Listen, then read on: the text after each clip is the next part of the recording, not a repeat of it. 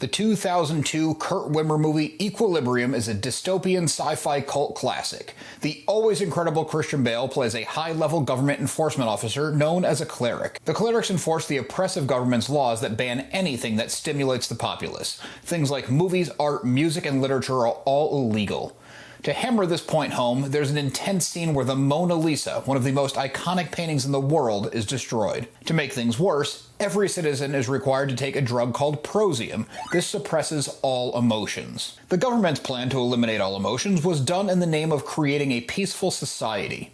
On the surface, it seems to have worked in Libria. The controlling government is the Tetragrammaton Council that uses grammaton clerics trained in the stupidly named martial art of Gun Kata.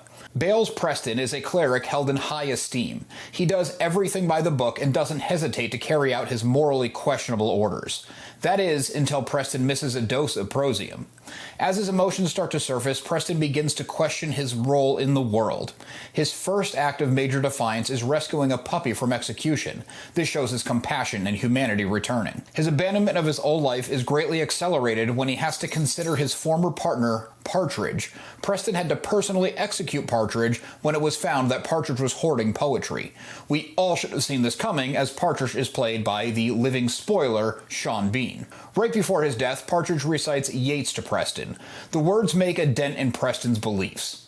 Preston also meets an interesting woman in Mary O'Brien, played by Emily Watson. O'Brien is a member of a resistance group that opposes the government's ban on emotions. This group becomes Preston's new allies as he turns his back on the government he once served. As Preston works his way up the food chain, he confronts the leader of the ruling government, DuPont, played by Angus McFadden. We learn that the government has been completely hypocritical as they all experience emotions themselves.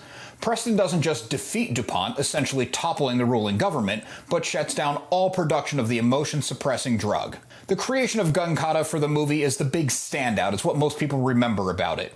It was a big swing, but a miss.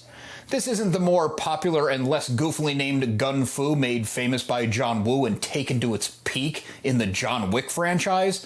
The concept of Gun Kata was a predetermined set of movements based on the most likely outcomes during a fight. The idea was that mastering these moves would put you ahead of your opponent. In the movie, it works. In reality, it's completely idiotic, as any nuance would throw the entire thing off. The action scenes are almost cool. I really wanted to like them, but they don't land. Putting the concept aside, they're visually stuck in the late 90s era of shooting action. Bale, as wonderful an actor as he is stiff as can be, and his bullet dodging is more based on the miracle of dozens of rounds going around him when he stands at a slight angle. There are far too many cuts per movement, with the film editor's attempt to hide the lack of choreography, and so many of the basic moves are repeated back to back to back that the fights, while trying to be flashy, are incredibly dull. The plot and the action are clearly trying to capitalize on the popularity of The Matrix that came out 3 years prior. However, Equilibrium never feels like anything more than a cheap ripoff. Check out this playlist next for more retrospectives.